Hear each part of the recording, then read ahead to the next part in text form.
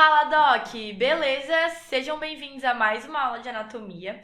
Hoje o nosso tema é anatomia do estômago e o meu nome é Giovana.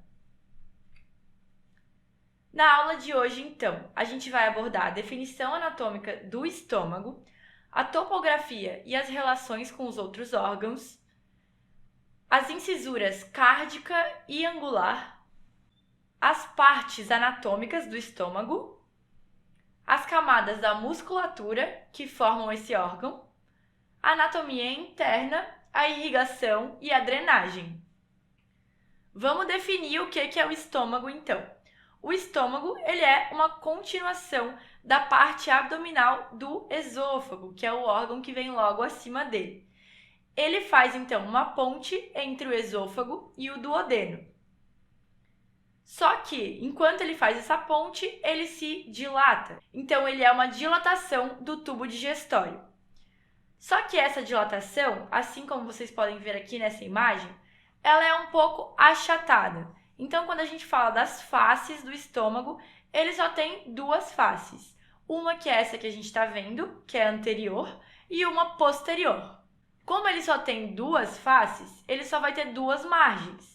E nesse caso aqui do estômago, a gente chama essas margens de curvaturas, porque elas realmente formam uma curvatura.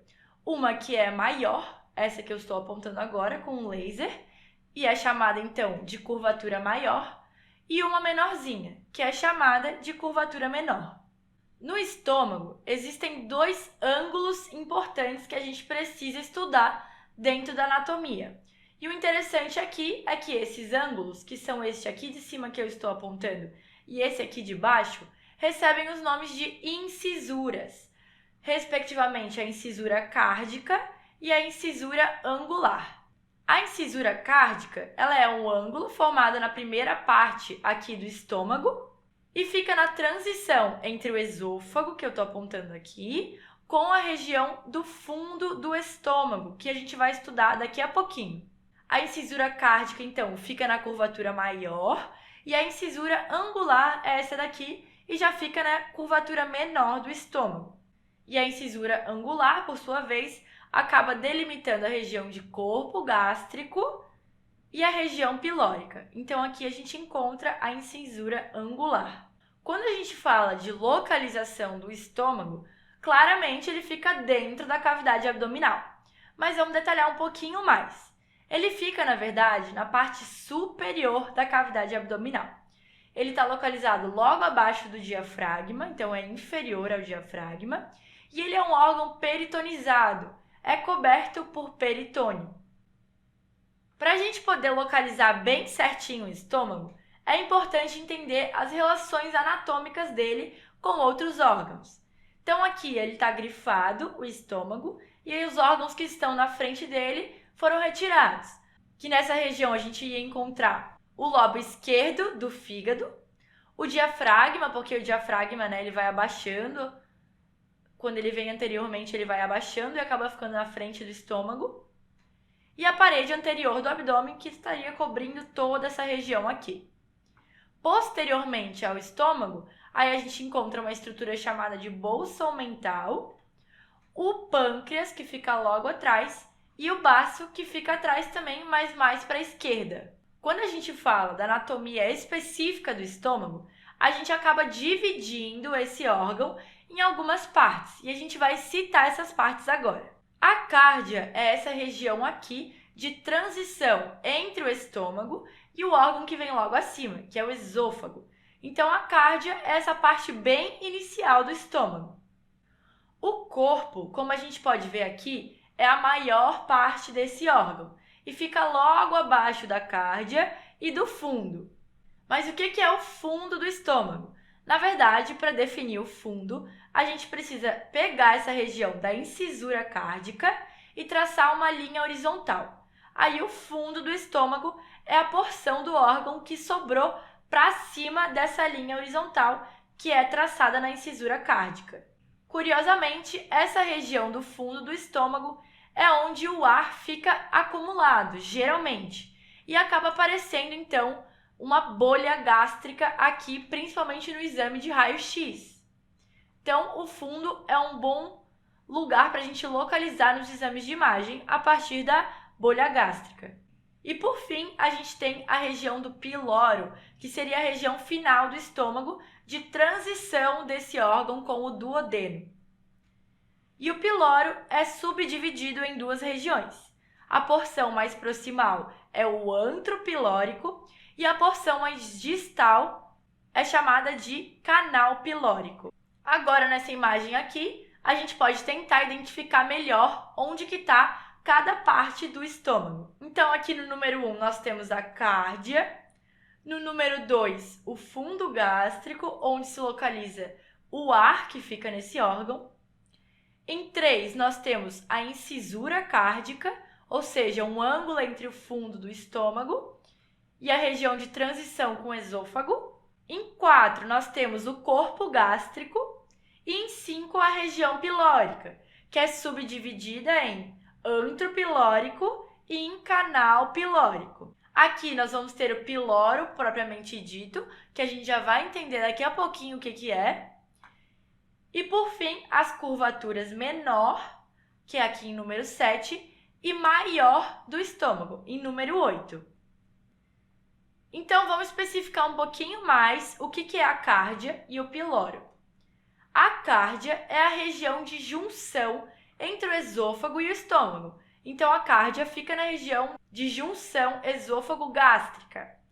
E a cárdia é considerada um esfíncter, mas é um esfíncter fisiológico. Por que se chama um esfíncter fisiológico?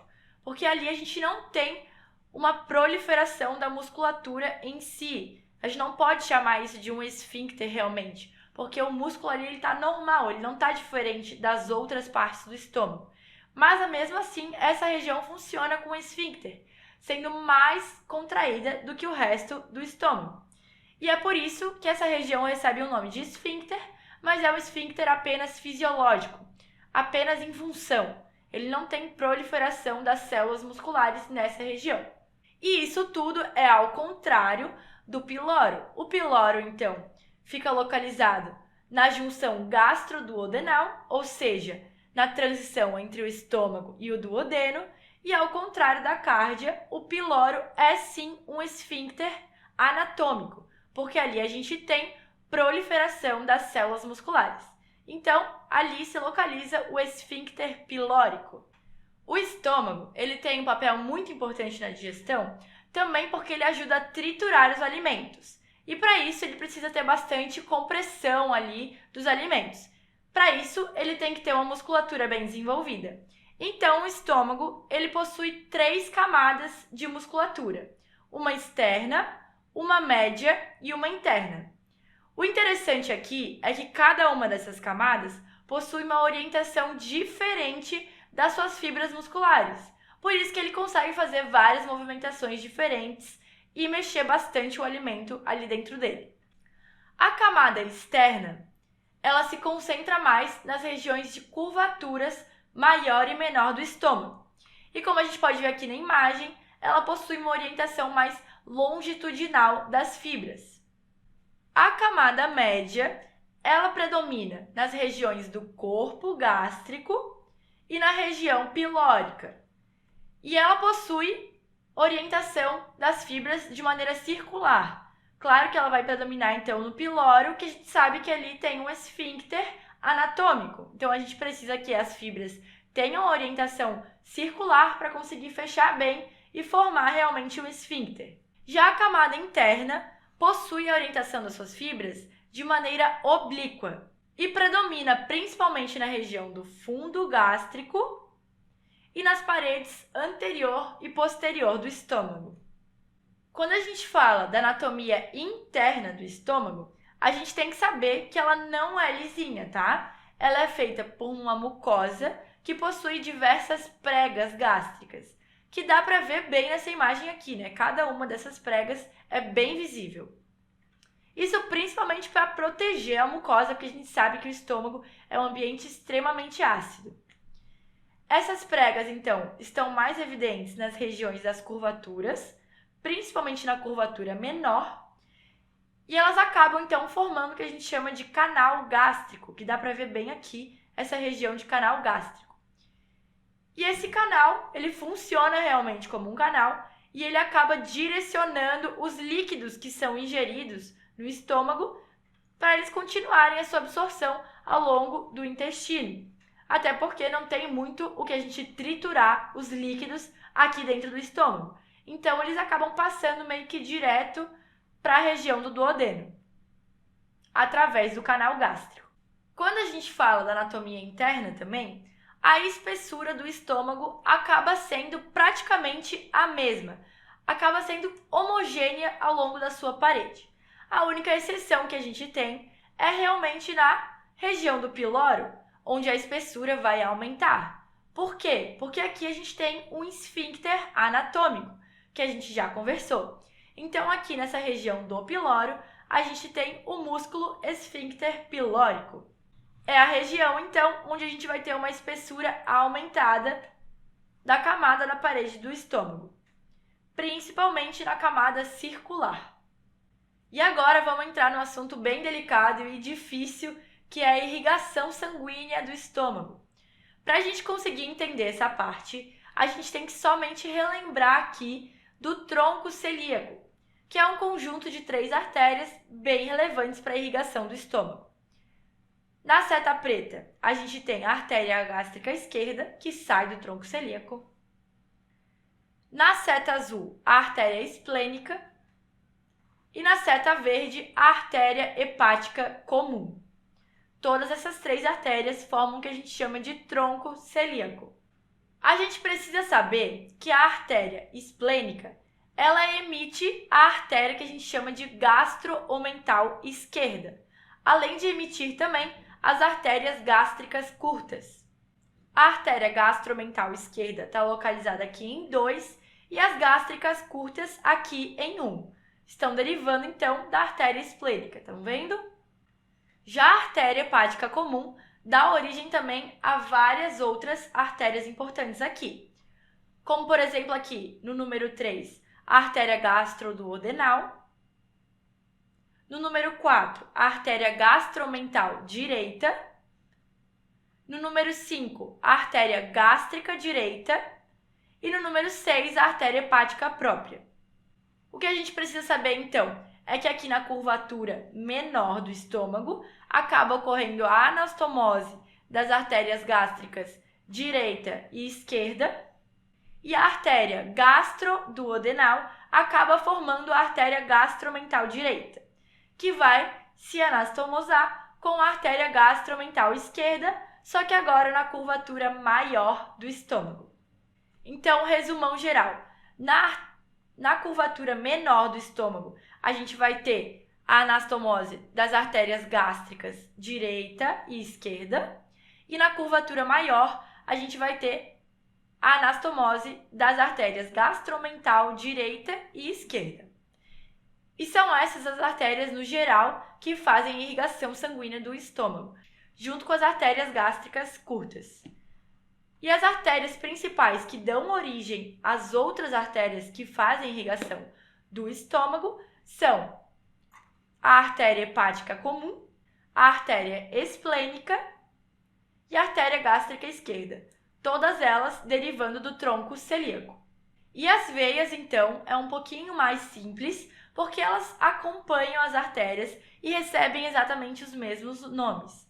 A diferença aqui é que elas vão acabar levando esse sangue para a veia porta do fígado. Então, aqui em preto, a gente tem as veias gástricas esquerdas, em amarelo, as veias gástricas direitas, em roxo, a veia porta do fígado, em verde, a veia gastromental direita, aqui em laranja ou vermelho, a veia mesentérica superior, em rosa, a veia gastromental esquerda, em marrom, as veias gástricas curtas, em azul, a veia esplênica. Percebam que elas estão mais ou menos quase que na mesma posição que as artérias de mesmo nome. Bora responder uma questãozinha bem simples, Doc. O estômago é um órgão peritonizado ou não peritonizado? A gente comentou lá no início da aula que ele é sim um órgão peritonizado. Então agora vamos revisar uns flashcards para fixar de vez esse conteúdo na nossa mente. Posteriormente, quais são as estruturas que o estômago se relaciona? com a bolsa mental, com o pâncreas e com o baço. Na região de transição entre o esôfago e o fundo do estômago, encontramos qual incisura? Entre o esôfago e o fundo do estômago é aquela incisura lá de cima, perto do esfíncter fisiológico do estômago. Então, é a incisura que a gente chama de cárdica. Ao sair do esôfago, o alimento recém-ingerido passa por qual região do estômago? Qual que é a primeira região do estômago, Doc? É a cárdia, justamente a região de transição esôfago-gástrica. Quais são as faces e as curvaturas do estômago? Lembrando que ele é um órgão bem achatado, então ele só tem duas faces, que é a anterior e a posterior, e duas margens, que a gente chama, nesse caso, de curvaturas maior e menor. A estrutura muscular do estômago é dividida em 3 camadas, e aí ele pergunta qual a orientação das fibras. A camada externa é longitudinal, camada média é circular e a camada interna é oblíqua. Então vamos fazer um panorama geral da nossa aula de hoje. Estamos estudando a anatomia do estômago, que possui 2 ângulos nas regiões dos seus esfíncteres, um lá em cima e um lá embaixo. O de cima se chama incisura cárdica e o de baixo se chama incisura angular. Na anatomia, a gente divide o estômago em várias partes. Temos a cárdia, que é a porção inicial do estômago, transição com o esôfago, o corpo, que é a porção maior do órgão, o fundo, que possui a bolha gástrica, e o pilório, que é o esfíncter anatômico do estômago. Possuímos a região de 2 junções com os órgãos que ele faz limites, como a junção esôfago-gástrica e a junção gastroduodenal, onde a gente tem os esfíncteres fisiológico e anatômico, respectivamente. O estômago possui 3 camadas de musculatura. A externa tem orientação longitudinal, a média tem orientação circular e a interna tem orientação oblíqua. As principais artérias relacionadas à irrigação do estômago são a artéria gástrica esquerda, a artéria esplênica, a artéria gastromental esquerda e a artéria hepática comum. Lembrando que 3 dessas saem diretamente do tronco celíaco. E a irrigação recebe o nome das artérias também, mas agora são veias. Então, veia gástrica esquerda, veia esplênica, veia gastromental esquerda e veia hepática comum. Essas são as referências da nossa aula de hoje. Obrigada pela atenção e até a próxima!